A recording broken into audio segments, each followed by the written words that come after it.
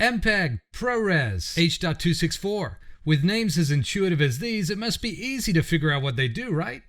Well, if you're still trying to decipher that ludicrous list they give you at export, don't worry, we're here to help. This time, Stickman Straightens out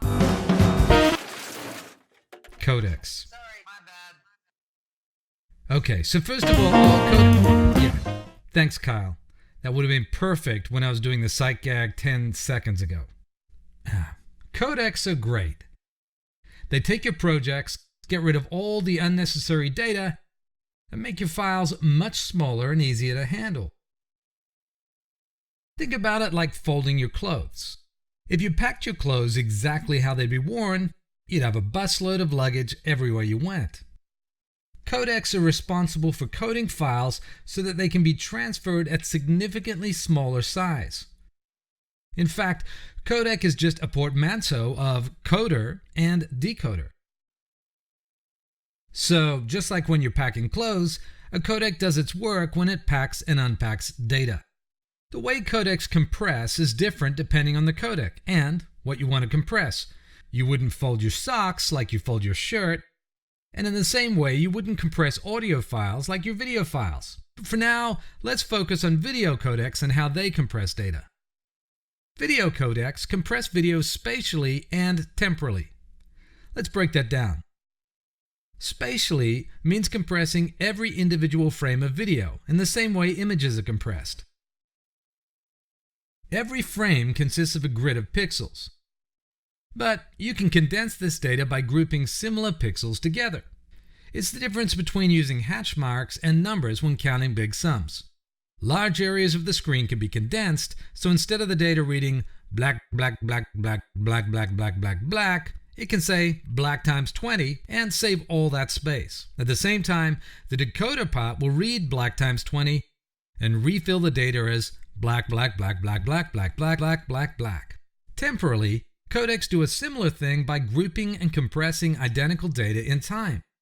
Clumps of pixels may stay the same over time, like dark corners of the frame or static backgrounds in an interview. The codec will now just group these clumps together and repeat them frame by frame. So for that dark corner in your frame, the codec would say black times 20 times 20 frames, for example. Now, how small the file ends up being depends on whether you choose a lossless codec or a lossy codec. Lossless codecs, like the name implies, lose no quality in the compression. To preserve all that detail, you can only shrink the file so much. If you really want to squish that file size down, go with lossy compression. With lossy codecs, you actually start throwing away data. Usually it's stuff you won't miss, things outside a normal person's perception. It's kind of like throwing away underwear and socks. Only the most eagle-eyed friends would notice. Although, some lossy codecs throw away so much that all you're left with is just the shirt on your back, which looks good to nobody. Wait, I'm not even wearing a shirt. One more thing, and probably the most useful thing so far. How do you know which codec to use? Well, the simple answer is it depends. It depends on what you're transcoding your file for. Whether it's YouTube or IMAX, high quality or for quick turnaround. The most important thing to ask is, where is your video going to end up? Because not all video players can read all codecs. A fairly common one is H.264, which most players can read. ProRes is one developed by Apple, which works well for editing within an Apple-centric workflow. And that's it. Well, not really. Codecs are a lot more complex and nuanced. But hopefully we've given you an easy way to understand and use them to your advantage.